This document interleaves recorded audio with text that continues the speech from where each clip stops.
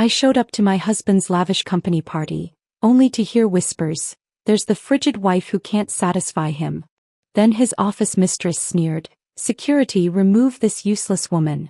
I left silently, canceled all our joint accounts, trips, and sold my $17 million stake in his company. Within minutes, my phone blew up with 56 calls. And he was at my door.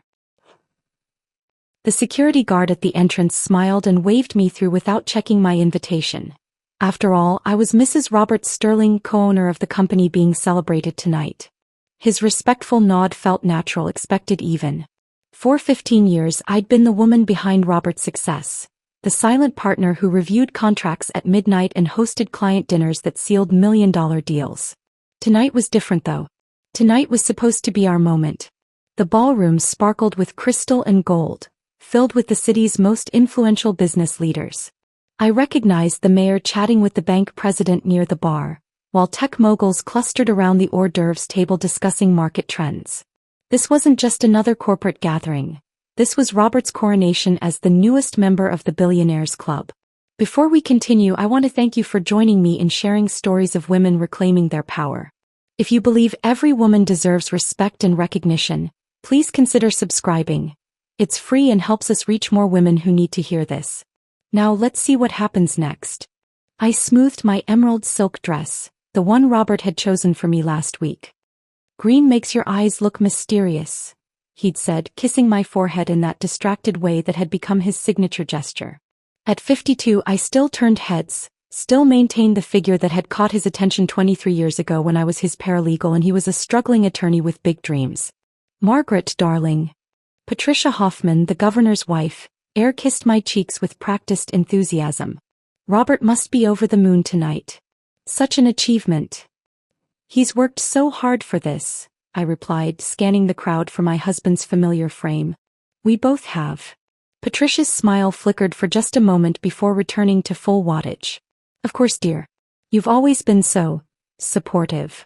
Something in her tone made me pause, but before I could analyze it further, she'd already moved on to greet someone else. I shook off the odd feeling and continued through the crowd, accepting congratulations and making small talk with faces I'd known for years.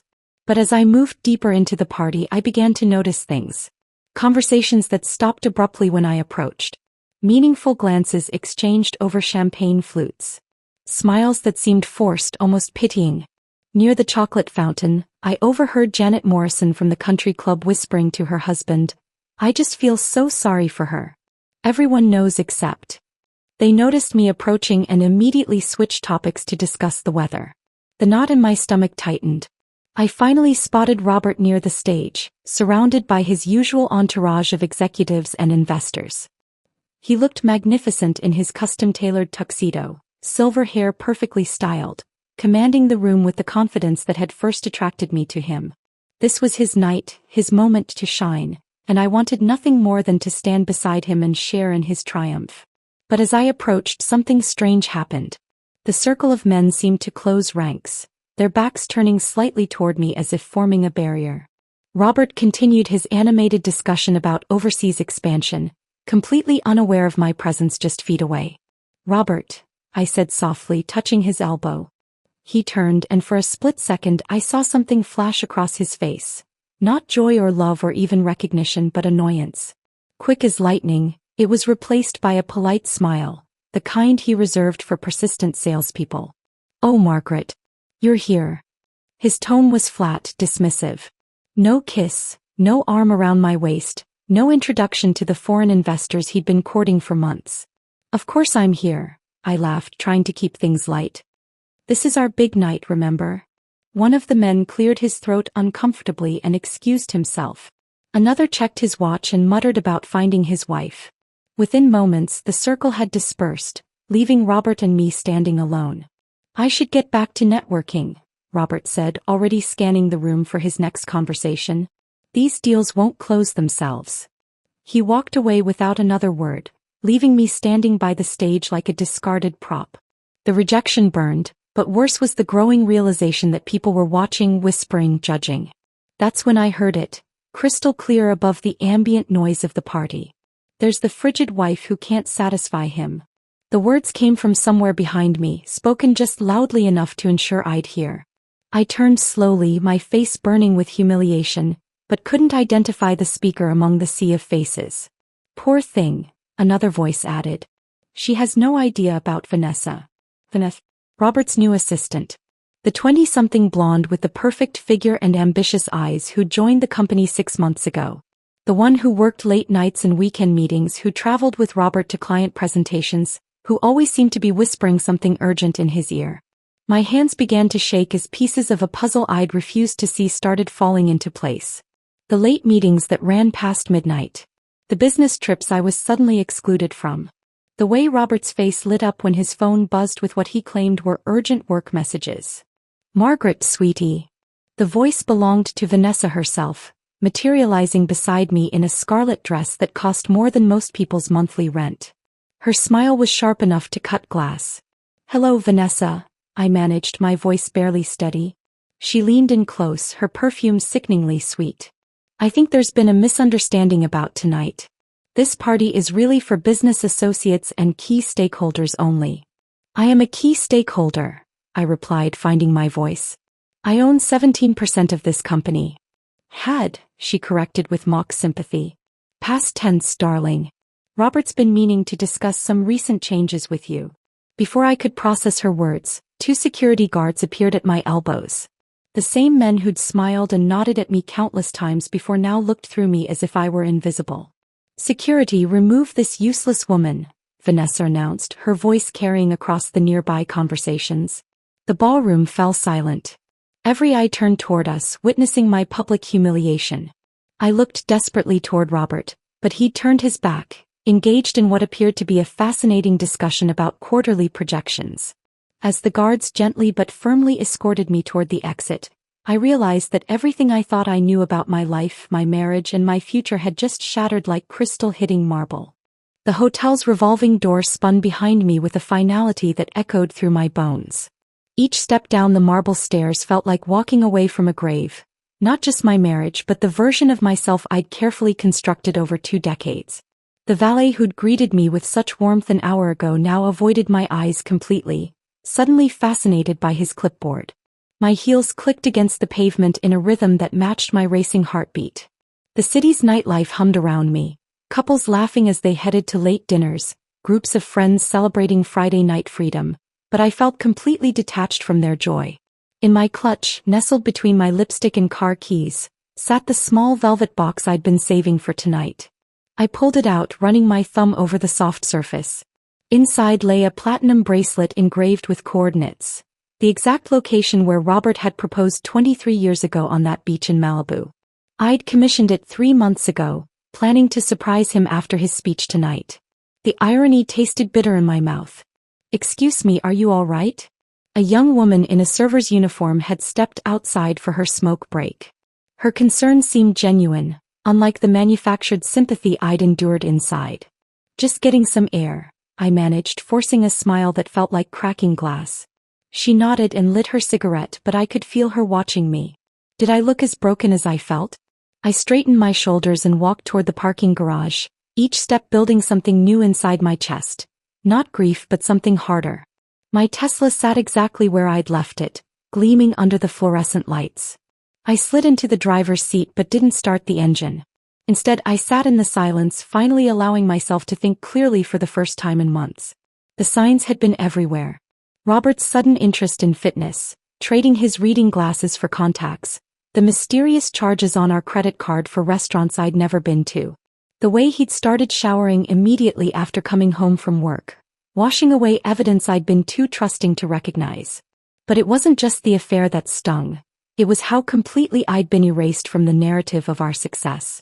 Every business article called it sterling enterprises, crediting Robert as the visionary founder. No mention of the woman who'd mortgaged her inheritance to fund his first office lease. No acknowledgement of the connections I'd provided through my family's legal firm. No recognition of the countless nights I'd spent reviewing contracts while he slept. I opened my phone and scrolled to my contact list. My finger hovered over Robert Home for a moment before moving to David Chin, financial advisor. "Margaret? It's past 10 o'clock. Is everything okay?" David, I need you to execute some transactions first thing Monday morning. Can you access my portfolio remotely? Of course, but what's the urgency? We just reviewed your investments last month. I want to liquidate my stake in Sterling Enterprises. All 17 million worth. The silence stretched long enough that I wondered if the call had dropped. Margaret, that's a massive decision. Maybe we should schedule a meeting next week to discuss. Monday morning, David. I also need you to freeze all joint accounts and credit cards. Everything connected to Robert gets shut down immediately. Are you getting divorced? The question hung in the air. An hour ago I would have said never. Now the word felt inevitable. Just execute the trades, David. I'll call you tomorrow with more instructions. Next I scrolled to our travel agent. Linda answered on the third ring, her voice thick with sleep. Linda, it's Margaret Sterling. I need to cancel our trip to Tuscany next month. Oh no, is everything all right? That's such a special anniversary trip for you and Robert. Anniversary trip. 23 years of marriage, and he'd probably planned to spend it with Vanessa while I stayed home, none the wiser. Change of plans. Cancel everything. The villa, the flights, the restaurant reservations. All of it. Margaret, the cancellation fees will be substantial. Are you sure you don't want to wait until morning to think about this? I'm very sure. Send me the paperwork. My phone buzzed with a text from an unknown number. Mrs. Sterling, this is Jake from Hotel Security. You left your gift box on the front steps. Should I bring it to your car? I looked down at my empty hands. Somewhere between the hotel entrance and my car, I'd dropped Robert's bracelet. The coordinates of our engagement, scattered on concrete like everything else we'd built together. Keep it, I texted back. Or throw it away. I don't care. But I did care. That was the problem. 23 years of caring, of putting his dreams before mine, of being the perfect corporate wife while he built an empire on my sacrifices. The caring had become a trap, and tonight, Vanessa had shown me the key to my own prison. My phone screen lit up with an incoming call. Robert's photo filled the display. A picture I'd taken last Christmas when he was laughing at something our daughter had said. He looked genuinely happy then, before Vanessa, before whatever this had become. I declined the call. Immediately it rang again. Then again. By the fourth call I'd started the engine and pulled out of the parking garage. Let him wonder where I'd gone. Let him explain to Vanessa why his wife had vanished into the night. The drive home took me through the financial district where our story had begun. Robert's first office had been in a building that was now a Starbucks. But I could still remember the excitement in his voice when he'd called to tell me he'd signed the lease.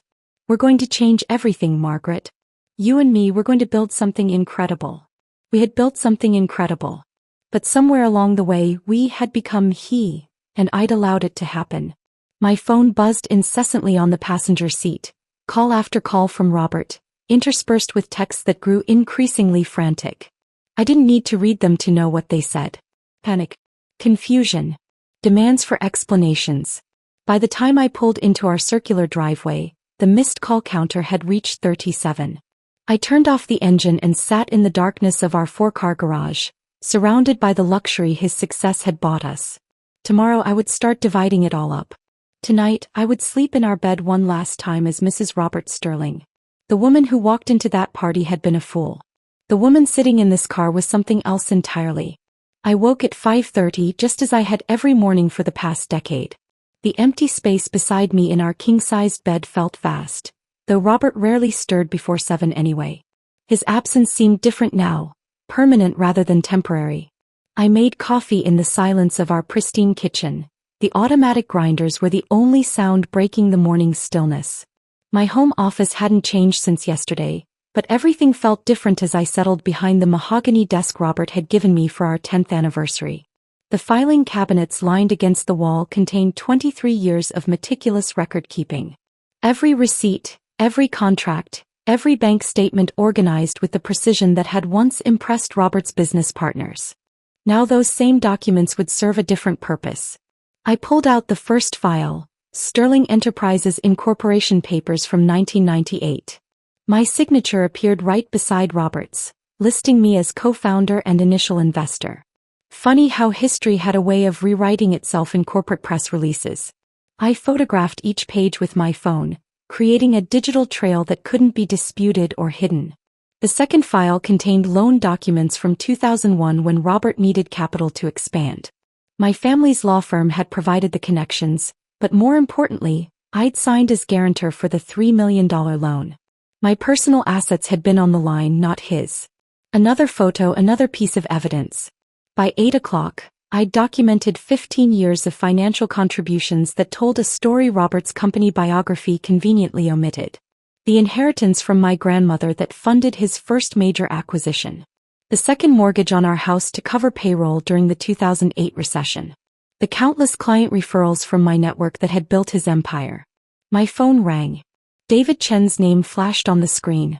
"Margaret, I've been trying to reach you since 6. The market's open in 30 minutes and I need verbal confirmation for these trades." "You have it.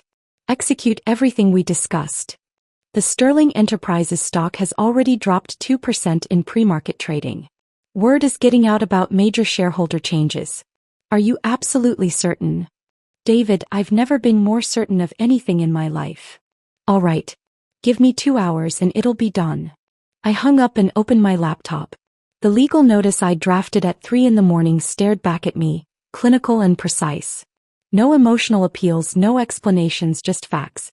Margaret Elizabeth Sterling hereby notifies the Board of Directors of Sterling Enterprises of the immediate liquidation of her 17% ownership stake and the termination of all joint financial obligations. My finger hovered over the send button for exactly 3 seconds before clicking. The email disappeared into cyberspace, carrying with it the end of everything Robert thought he controlled. 30 seconds later my phone exploded. Robert's name flashed on the screen, but I let it go to voicemail. Then again. And again. By the 4th missed call I was actually enjoying the silence between rings. Each unanswered call was a small victory, a tiny reclamation of power. The text messages started next. "Margaret, what the hell did you do? Call me back immediately." Delete. "This is insane. You can't just destroy everything we built because you're having some kind of breakdown." Delete. "The board is in emergency session. You've triggered a company-wide crisis. Call me." Delete. I made myself a second cup of coffee and returned to my filing cabinets. The partnership agreements Robert had insisted on renegotiating 5 years ago suddenly looked very different through my current lens. He'd been planning this for longer than I'd realized, slowly reducing my official involvement while increasing my financial liability. But he'd made one crucial mistake. He'd never removed my name from the original incorporation documents. In the eyes of the law, I was still a founding partner with equal rights to company information and decision-making authority. My phone buzzed with a text from an unknown number. "Mrs. Sterling, this is Vanessa. I hope you're feeling better this morning. Perhaps we could have coffee and discuss last night's misunderstanding." I stared at the message for a full minute. The audacity was breathtaking. The woman who'd publicly humiliated me was now reaching out like we were old friends who'd had a minor disagreement. I typed back, "There was no misunderstanding. And it's Ms. Hartford now. I'm returning to my maiden name." Her response came immediately, "Let's not be hasty. Robert is very upset and I think we can work something out that benefits everyone." Benefits everyone. As if I were a problem to be managed rather than a person who'd been betrayed. I took a screenshot of her message and added it to my growing collection of evidence. My landline rang. A number so few people had that it could only be one person. "Margaret Elizabeth, what in God's name is going on?" My sister Sarah's voice crackled through the speaker. "Robert just called me in tears saying you've lost your mind." I found my mind, actually. For the first time in years. "He says you've destroyed his company out of spite. That you're having some kind of emotional breakdown and making decisions you'll regret." I walked to my window overlooking the garden Robert had never shown any interest in maintaining. My roses were in full bloom, tended carefully by hands he'd never bothered to notice were always dirty from soil. "Sarah, did you know that I've contributed over $20 million to Robert's success? Not including the value of my time, my connections, or my unpaid labor. Well, that's what marriages are. Did you know he's been having an affair with his assistant? That she publicly humiliated me in front of 200 people last night." Silence. "I'm not having a breakdown, Sarah. I'm having a breakthrough. There's a difference." After I hung up, the house felt peaceful again. I returned to my desk and opened a new document. If Robert wanted to play the victim, he'd need to explain 23 years of financial records that painted a very different picture. My phone showed 56 missed calls now, but the constant buzzing had become white noise. Each ignored ring felt like shedding another layer of the life that had been suffocating me without my realizing it. The woman who'd left that party in shame was gone. In her place sat someone Robert had never met, someone who knew exactly what she was worth and wasn't afraid to collect. The Sterling Enterprises boardroom had always intimidated visitors with its floor-to-ceiling windows and imposing conference table, but today I felt perfectly at home in the leather chair I'd occupied for countless strategy meetings over the years. I'd arrived 30 minutes early, spreading my documents across the polished surface like a general preparing for battle. The other board members filtered in with uncomfortable expressions, men I'd known for decades who suddenly couldn't meet my eyes. James Morrison, our longtime CFO, gave me a sympathetic nod before taking his usual seat. Patricia Webb from legal looked positively sick, probably already calculating the ramifications of my actions. Then Robert burst through the mahogany doors. 23 years of marriage had taught me to read his moods, but I'd never seen him look quite like this. His usually perfect silver hair was disheveled, his tie crooked and dark circles shadowed his eyes. The commanding presence that had dominated this room for 15 years had evaporated overnight. Vanessa slipped in behind him, her red power suit a stark contrast to her pale complexion. She positioned herself against the far wall, arms crossed defensively, trying to project confidence but failing miserably. Her eyes darted between Robert and me like a cornered animal calculating escape routes. "Margaret." Robert's voice cracked slightly on my name. "What have you done?" I leaned back in my chair, hands folded calmly in my lap. "Good morning, Robert. Gentlemen, Patricia. Thank you all for gathering on such short notice. Don't play games." Robert slammed his palm against the table, making several board members jump. "You've triggered a company-wide financial crisis. Our stock is in free fall, clients are panicking, and the bank is demanding explanations for frozen accounts." James Morrison cleared his throat. "Margaret, perhaps we could discuss a more gradual transition." "There's nothing to discuss, James. I've liquidated my position in accordance with company bylaws. Everything was done legally and properly." Robert began pacing behind his chair like a caged predator. "You've taken everything from me.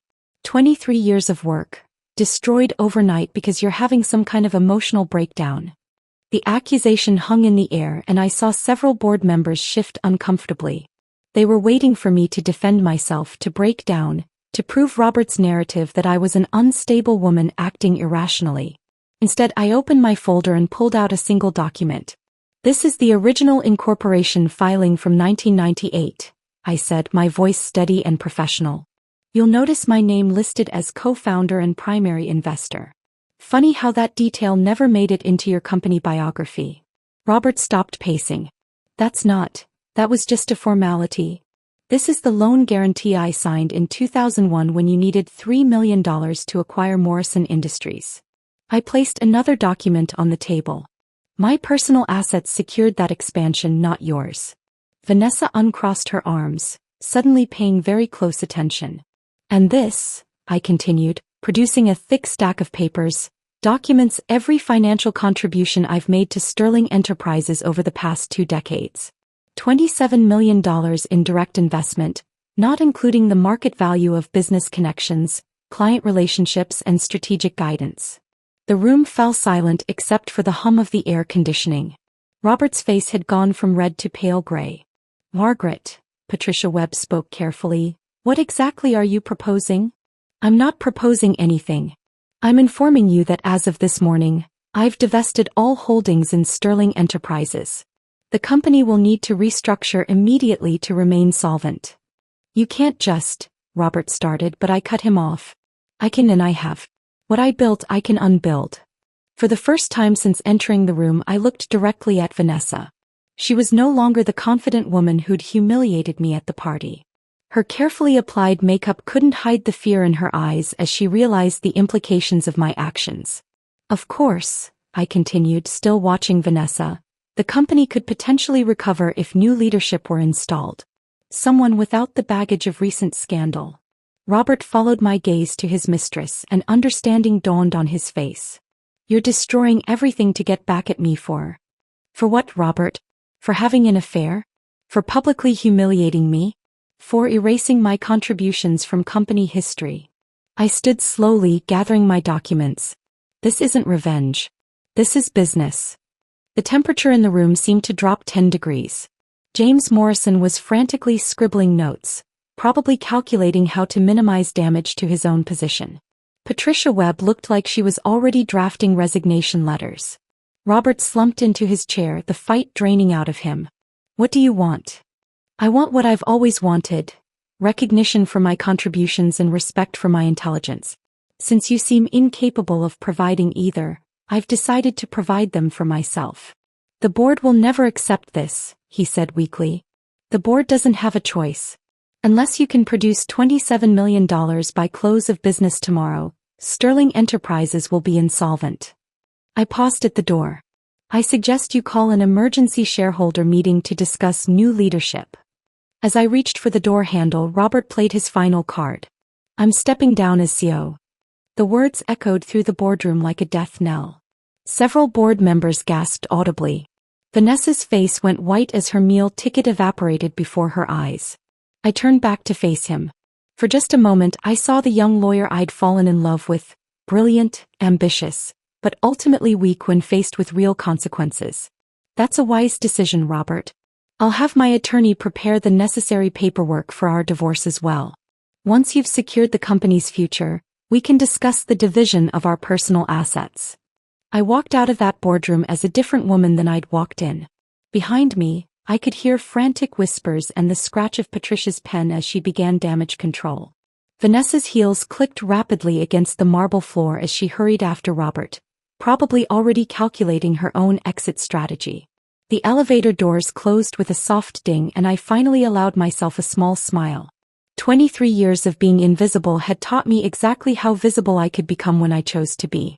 The elevator descended in complete silence, carrying me away from 23 years of my life.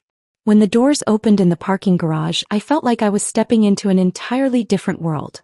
One where I made the rules instead of following someone else's script. My phone buzzed incessantly during the drive home, Robert's name flashing on the screen with desperate persistence. By the time I pulled into my driveway, the missed call counter had reached 43. I turned off the phone and slipped it into my purse, craving the silence. Inside our house. My house now, I realized. Everything looked exactly the same but felt completely foreign. The wedding photos lining the hallway seemed like artifacts from someone else's life. The kitchen where I'd hosted countless dinner parties for Robert's clients felt too large, too empty. Even our bedroom with its California king bed and matching nightstands belonged to a couple I no longer recognized. I walked straight to my home office and pulled out the manila folder I'd prepared weeks ago but never had the courage to use. The divorce papers sat crisp and clean, every line of legal text representing a door closing and another opening. At the top of the first page, bold letters declared, "Petition for dissolution of marriage, Margaret Elizabeth Sterling versus Robert James Sterling." My hand trembled slightly as I signed my name on the first line. Margaret E. Hartford. I'd already started the process of reclaiming my maiden name, and seeing it in writing felt like putting on clothes that actually fit after years of wearing someone else's wardrobe. The second signature came easier. Then the third. By the time I reached the final page, my hand was steady, my resolve absolute. I sealed everything in the pre-addressed envelope and placed it in my outgoing mail basket. Tomorrow, a process server would deliver them to Robert's office, making our separation official in the eyes of the law. As I set the envelope aside, something unexpected washed over me, not grief or anger but profound relief. For the first time in decades, I wasn't wondering what Robert wanted for dinner, or whether I should attend some client function, or how to support his latest business venture. The mental space that had always been occupied by his needs suddenly belonged entirely to me. That night I slept better than I had in months. The following weeks blurred together in a haze of legal meetings and paperwork, but also something I hadn't experienced in years: genuine excitement about my own future. My attorney, Rebecca Martinez, became both legal counsel and unofficial therapist as we navigated the complexities of dissolving a marriage worth millions. "Your financial documentation is incredibly thorough," Rebecca noted during one of our sessions. Most spouses can't prove half of what you've contributed to the marital estate. I've always been organized. It used to drive Robert crazy. Well, it's going to save you millions now. His attorney is pushing for a 50-50 split, but based on your investment records, you're entitled to significantly more. Between legal meetings, I rediscovered parts of myself that had been dormant for years. I enrolled in a photography class, something I'd loved in college but abandoned when Robert declared it impractical. My instructor, a retired National Geographic photographer named Elena, became an unexpected friend and mentor. "You have a good eye," she told me after reviewing my first assignment. "You see stories others miss." I'd always seen stories. In Robert's business deals, in the lives of his clients, in the social dynamics of corporate parties. But I'd never considered that my perspective had value beyond supporting someone else's narrative. My sister Sarah visited one afternoon, ostensibly to check on my emotional state, but really to satisfy her curiosity about my dramatic life change. "You seem different," she said, settling into my kitchen with coffee and the judgmental expression she'd perfected over 50 years. "I feel different. Lighter somehow. Robert says you won't return his calls. He's worried about you." I looked at her over my coffee cup. "Sarah, when was the last time you and I had coffee without discussing Robert, his needs, his business, or his problems?" She opened her mouth to respond, then closed it again, realizing she couldn't remember. "Exactly. Even now, you're here because of him, not because you want to spend time with your sister." Her face flushed. "That's not fair." "It's completely fair. And it's not your fault. I trained everyone in my life to see me as Robert's wife first and Margaret second. But that person doesn't exist anymore." 3 months after filing the divorce papers, I made my first major business investment as a single woman. A small sustainable fashion company run by 2 young designers who reminded me of Robert and myself 25 years ago. Hungry, brilliant, and completely convinced they could change the world. "Why fashion?" Rebecca asked when I told her about the investment. "Because they're building something beautiful that doesn't depend on exploiting other people. And because I want to prove I can identify talent and nurture success without anyone else's approval." The investment felt like stepping off a cliff but also like learning to fly. 6 months later, I was leaving a gallery opening where my photography was being featured in a group exhibition when I saw him. Robert stood near the entrance, looking older and somehow smaller than I remembered. Our eyes met across the crowded room, and for a moment time stopped. He approached slowly as if afraid I might flee. "Margaret, you look..." He searched for words. "You look happy." "I am happy, Robert. Genuinely happy. I heard about your photography. And the business investment. You're doing well." "I'm doing what I should have been doing all along, living my own life." He nodded, and I could see the regret etched in the lines around his eyes. "I'm sorry. For everything. I know that doesn't change anything, but I needed you to know. Thank you for saying that. I hope you find whatever you're looking for." I walked past him toward the exit, feeling his eyes follow me but not looking back. Outside, the evening air was crisp with the promise of autumn. I had dinner plans with Elena and her husband, followed by a weekend trip to photograph coastal landscapes. A life entirely of my own making. For the first time in 23 years, I was exactly where I belonged.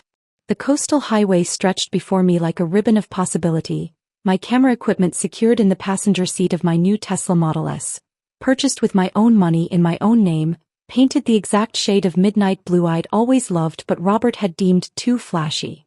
The morning sun cast everything in golden light as I drove toward my favorite photography spot, a secluded cliff overlooking the Pacific where I'd captured some of my best work over the past year. 12 months had passed since that devastating night at the company party, and the woman behind the wheel bore little resemblance to the one who'd been escorted out in shame. My hair, now shoulder-length and streaked with silver, I no longer felt compelled to hide, caught the breeze from the open sunroof. The designer clothes that had once been chosen to complement Robert's image had been replaced with comfortable jeans and a soft cashmere sweater I'd bought simply because I loved the color. My phone buzzed with a text from Elena. "Exhibition opens in 2 hours. Still can't believe they're featuring 8 of your pieces." The Meridian Gallery showing represented everything I'd worked toward this past year. My photographs, intimate portraits of women rebuilding their lives after major transitions, had caught the attention of critics who praised their raw authenticity and quiet strength. The irony wasn't lost on me that my art had emerged from my own transformation. As I set up my tripod on the cliff, muscle memory guiding my movements, I thought about the conversation I'd had with my financial advisor yesterday. Hartford Ventures, the investment firm I'd launched 6 months ago, had just closed its third successful deal.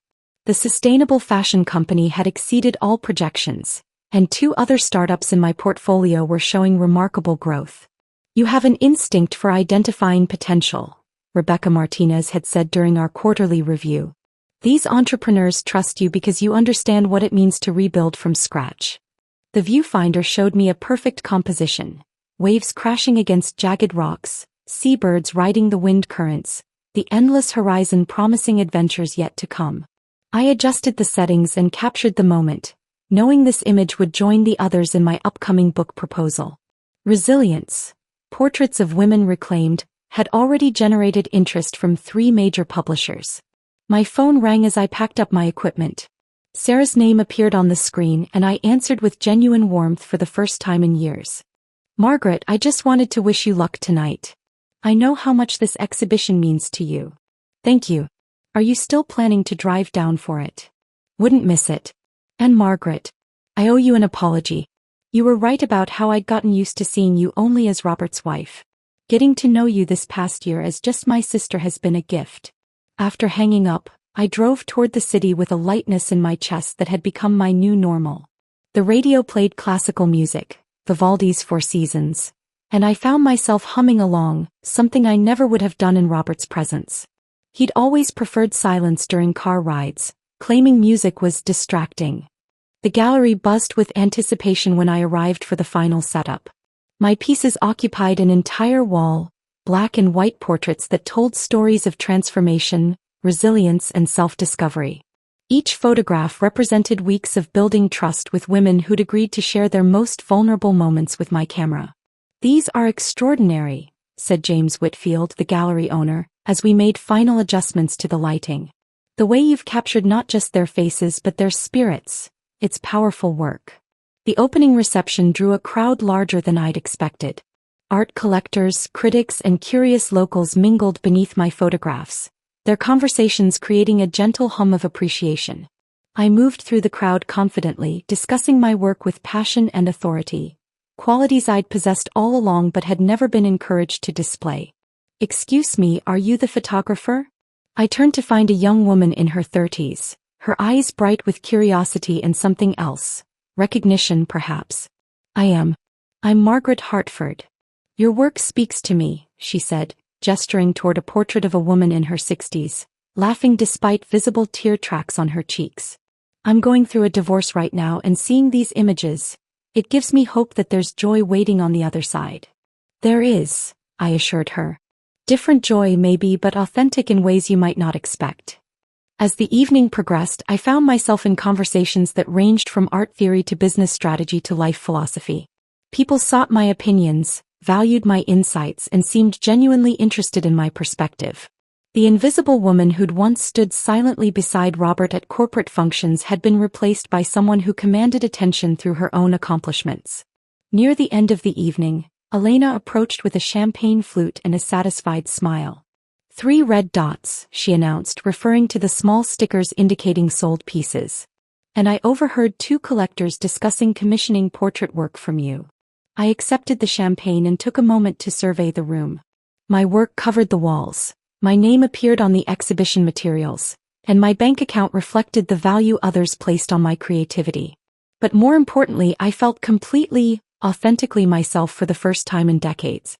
Later that night, I sat in my home office, now truly mine, decorated with my photographs and filled with my projects, reviewing emails from potential clients and publishers. The city lights twinkled beyond my window, and I realized that somewhere in the distance, Robert was probably working late in his office, still chasing the validation he'd never found. I closed my laptop and walked out onto my balcony, breathing in the cool night air. Tomorrow would bring new opportunities, new challenges, new chances to prove that a woman's worth isn't measured by her willingness to disappear into someone else's story. The phone buzzed one final time, a text from an unknown number. "Saw the article about your exhibition. Congratulations. You deserve all the success coming your way. V." I read Vanessa's message twice, then deleted it without responding. Some chapters were meant to stay closed.